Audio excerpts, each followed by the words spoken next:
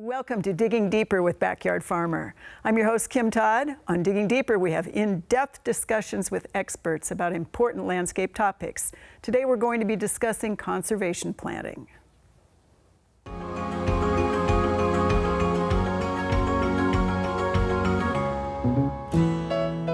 You know, conservation planting involves a whole lot more than just the plants, even though both of you brought plants. It's climate, it's how people manage plants, it's all of the things that we really think of going into the natural world with. So Jim from Lauritzen Gardens and Chris from the Nature Conservancy, let's talk a little bit about conservation, the way you think about it, and what you do in your jobs. Go ahead, Chris. Sure. So I'm the Director of Science for the Nature Conservancy here in Nebraska. About half of my job is science outreach, where I try to take lessons that we're learning on the properties that we manage here in the state and share them with anybody who can use them. So that's landowners, agency folks who work with landowners, or just anybody in the public. And then the other half of my job is doing the science. It's collecting data and outreach. But all of it is oriented toward grasslands, which is tricky because there are a lot of people who don't think much about grasslands, or if they do, they just think of them as these flat, boring places. So a lot of my job is trying to get people to think about prairies in a different way. All right, so Jim. Well, kind of like Chris, I work on two fronts. Work at Lauritzen Gardens in Omaha, and so on that front, we're looking at the 100 acres there in a very urbanized setting and trying to manage it not only as a botanical garden, but also as a natural area. And so trying to understand the ecology of the place and do things that support wildlife, pollinators, and that sort. And then we also try and support plant conservation efforts in Nebraska and the Great Plains. So we do seed banking and studies of rare plant communities and try and bring our botanical and horticultural expertise to bear in support of organizations like the Nature Conservancy, Game and Parks Commission that manage rare plants and plant communities. So you both mentioned conservation, and you both are coming at it from a scientific standpoint, but you also have to help the public understand the science. So talk about what you mean by conservation.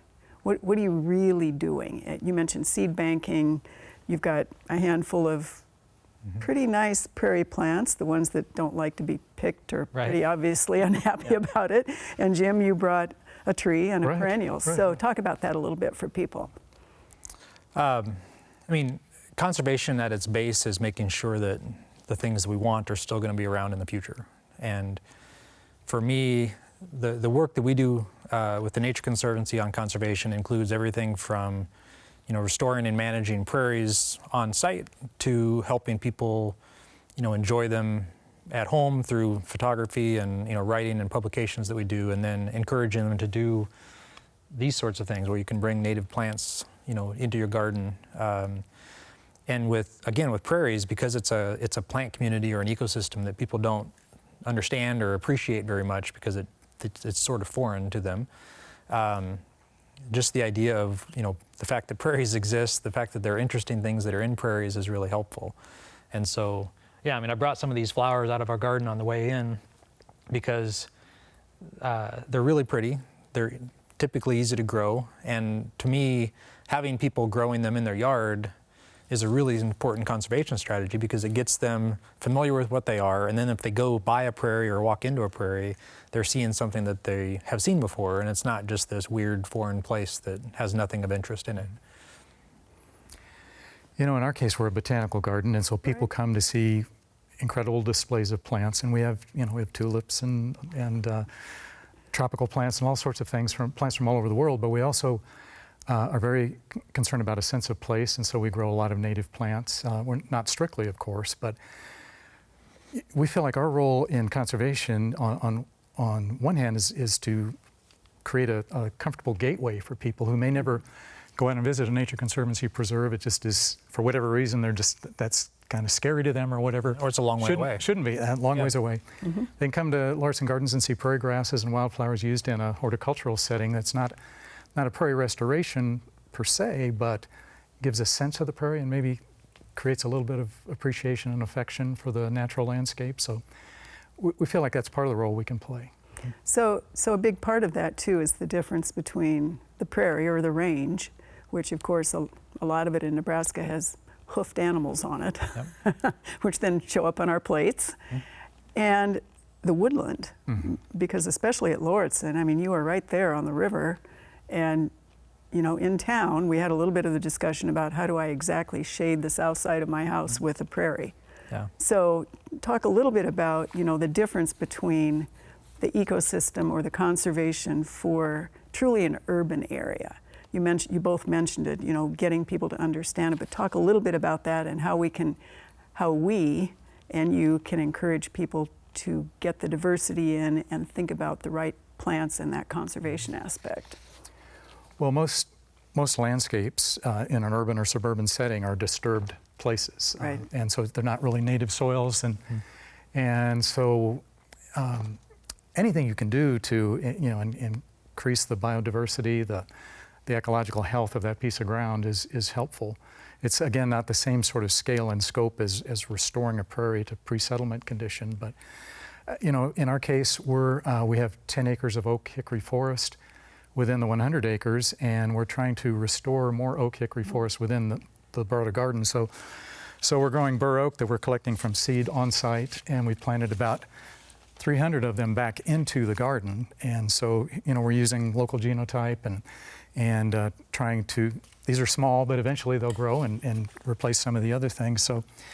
So that's an effort to restore plant communities, but also at the same time we tell folks it's much better to protect and preserve a plant community than to try and recreate it. So that's kind of our take on it. So describe what genotype is for our viewers in case they don't know. Well, it's sort of the genetic imprint or footprint, I guess, of this plant. So you can buy bur oak from nurseries from Texas to Minnesota and all the way to the East Coast. And they'll grow, but they may not be adapted to our growing conditions, our seasons, and those kinds of things. So using locally sourced bur oak, we feel like we're going to have a better survival rate, and plus it's just a better story to tell too. It is, and people love to buy plants Yeah. and use them based on the Right. story, Yeah. right? So Chris, talk about the same sort of thing with the prairie or the restoration or the processes and the challenges. Yeah, I mean, I separate very distinctly the work that I do in prairies versus what we do in our yard. Right. You know, in a prairie restoration for the Nature Conservancy, we're using seed mixes of 150 to 200 different plants. We're harvesting them all locally, trying to get that local ecotype, the local genotypes, and then, you know, having them develop a community that evolves and adapts, and then we manage it with fire and grazing. That doesn't work in my corner lot in Aurora, Nebraska. You can't set it on fire It's not on a regular basis. Yeah, people complain. So in our yard, I mean, to me, a yard is something that should make you happy, right? A yard is something that should make you comfortable and glad to be home. And so it does. I mean, our yard includes trees, for example, which I don't include in our prairie restorations, but I do include them at home. And when I say I really mean my wife, Kim, who does all the work on ours. But you know, we have a Kentucky coffee tree, we have a hackberry tree, we have some native species, but we also have a silver maple that was there when we moved in. But then in terms of the native plants that we use, you know, we mix them in with non-native plants. We use things that are making us happy, that make us you know, enjoy being there. We use zinnias and marigolds, as well as, you know, purple prairie clover and black-eyed Susans and native things like that. And I think we still think about the conservation side of that. You know, we're making sure that we have something blooming from very early spring through the end of fall, and can have consistent flowers throughout, so we can support pollinators, and we love seeing all the pollinators that are in the yard. You know, when we manage our bluegrass yard, which is part of the yard that we have, so that kids can play soccer, we let the dandelions and white clover survive, so that we have something in there. And that's, I mean, again, those are just the choices that we make that make us happy in our own yard. I love that distinction. What makes you happy? Yeah. That's great. It's perfect. So, and I do too, because mine is pretty much the same thing, and it's mostly shade now, and prairie plants, you know, with a few exceptions, Yeah. they're not real happy growing in the shade. Yeah. So if you think about from the botanical garden standpoint, Jim, what is it that people, other than the beautiful displays of X, Y, and Z, when you've got the tulips or the Christmas displays, what is it that you think they are coming, what are they getting out of coming to Lauritzen with that has something to do with the conservation? Well, I hope they're just getting a little more comfortable with the natural landscape. We have a lot of areas that are just warm season grasses, sort of prairie-esque. Again, it's not a true restoration, but you know, when you see in the fall big sweeps of big blue and switch and goldenrod in full fall color and moving in the wind, it's a wonderful experience in a botanical garden setting. So just trying to create a level of comfort with that, but then also weaving them into more of our sort of traditional beds and borders. So using our beautiful natives, but in maybe almost like an English perennial garden sort of way. So people can get used to the fuzz, but it's within a really formal framework, Yeah. which again is maybe a good way to transition. Yeah, and I mean, I think that's hugely important from a prairie conservation standpoint, because people go to Lauritzen Gardens to get ideas about what to do at home. Right. And if they see native prairie plants in that setting, they say, oh, it's okay for me to do that at home. And even if it's, you know, a species I wouldn't have thought of using before, it's acceptable because they're doing it there. Right. We wield tremendous power. Yes, Exactly. Very visual power. Yeah. Well, make sure you are commenting and watching us on Facebook, 6:30 on Sundays, of course. And we want thumbs up for everything we're doing. Your feedback tells us what we should do on Digging Deeper, both for the rest of the season and probably next year. All right. So what is the process for conservation? Seed bank, seed collection, plant collection, what is that process? And I want to have you also comment on what people shouldn't do. So if somebody just says, gosh, I want that, should they go dig it up and put it in the trunk, as an example? Well, you guys are the experts on that. On digging things up? No. Well, I mean, in terms of doing conservation, you know, I talked earlier about in our yard, the way we think about conservation. I mean, again, one way is just making sure we have things blooming all the time for pollinators. A lot of that, though, is just a lot of it comes down to tolerance. You know, tolerating bees, tolerating having some space that's bare ground and can be good for bee nesting, or you know, leaving a compost pile a little messy and you know, something that animals can live in, small animals mostly. So there are a lot of things that you can do that honestly do make a large conservation impact, right? I mean, the pollinators is a great example, especially during migratory season. You know, people know about migratory monarchs, but there are a lot of butterflies and moths that migrate through, and you know, having flowers for them during that August-September period is a really important thing, and you can do that in your yard and make a difference. But again, also, I think just having those native plants and become familiar with them, and then use that hopefully as a way to go out and explore actual prairies in other places and learn about them. And then, you know, my hope, of course, is that you'd fall in love with them and put lots of money into conservation efforts that other organizations are doing. Perfect pitch. Yeah, exactly. And you're right. But that's how it has to start. Right. You know, people aren't going to, for the most part, people aren't going to walk into a small prairie in their community and say, oh, I love this, without having some prior experience. And that's where Lauritzen Gardens and those kinds of places plays a role, and then doing something like that in your yard. So Jim, you have another little plant that has a good story, and that probably ties into the seed bank or the collection, or... Well, you know, we're the Nature Conservancy and other agencies and organizations that manage whole natural areas, or they're focused with the entire landscapes.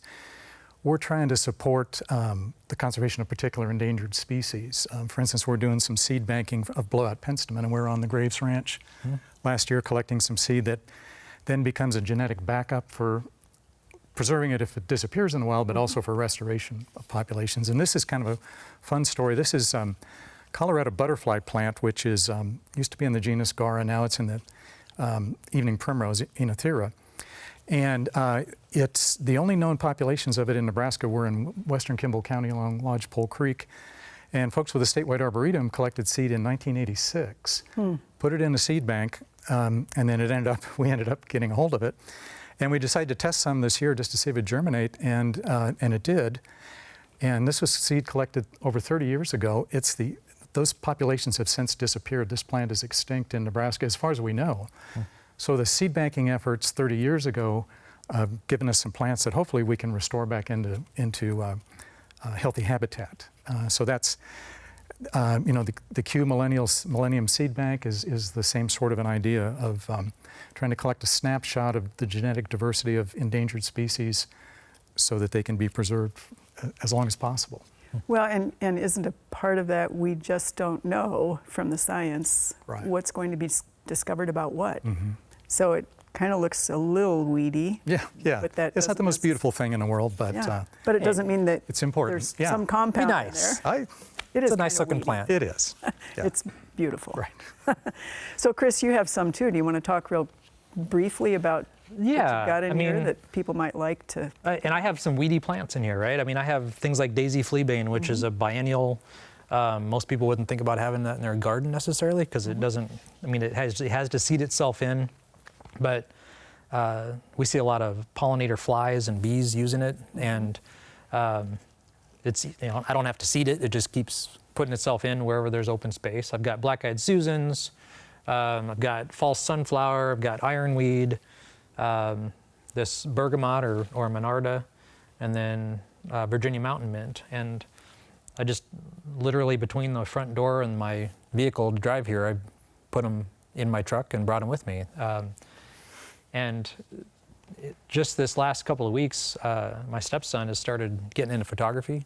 Oh, nice. And it's really nice that he doesn't have to leave the yard to go find butterflies and bees and flies and crab spiders and all these interesting things to take pictures of. And he's been having a ball just getting to know his camera and taking the same quality photos he could take in a lot of prairies in terms of close-up photos of all those insects. It's an amazing array of things that come to these flowers that are easy to grow because they're supposed to be here.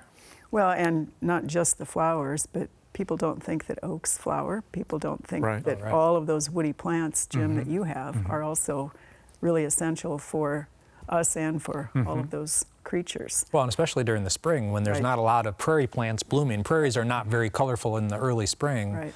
But there are bumblebees out, there are some other pollinators that are out looking for something, and so wild plum and chokecherry and all those other Right. early flowering shrubs and trees can be really important. Right, and anybody who wants a peach or an apricot Right. is going to have Right. have those early pollinators. Yep. One of our concerns is birds, of course, and we've been doing bird surveys, and we've found 23 different species of warblers that pass through the garden, and a lot of them are dependent on oak flowers early in the spring that are covered with insects, and Yep. so we want bur oaks because we love them, but we also warblers need them for their spring migration. So there's a lot of circles. Right, I mean, it's that system that is so very, very important.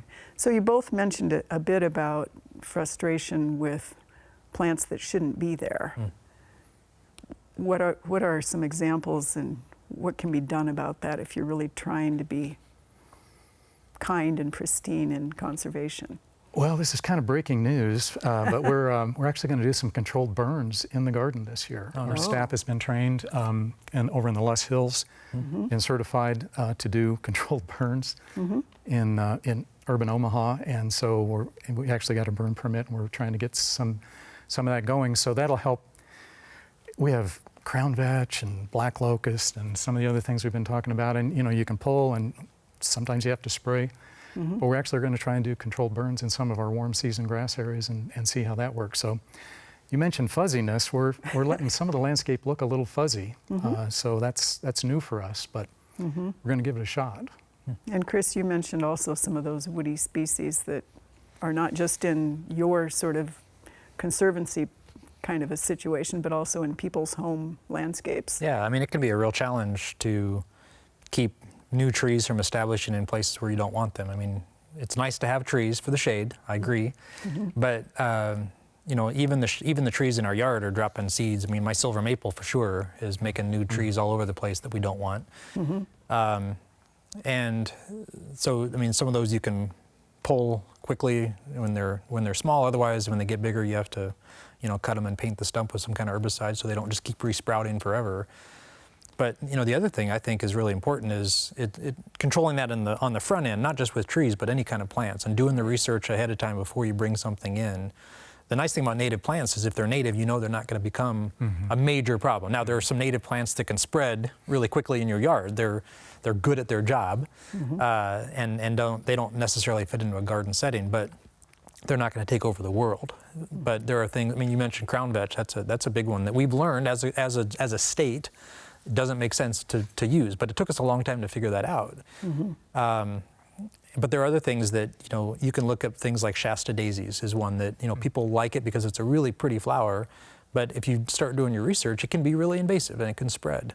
Dame's rocket is another one that can be invasive in woodland situations. And unfortunately, some of that information is really hard to find. You really have to go looking. And we're trying to find ways of giving people better resources for that. But it still has to come down to individuals taking some time before you buy something. And again, if you buy a native plant, it's a lot less of an issue.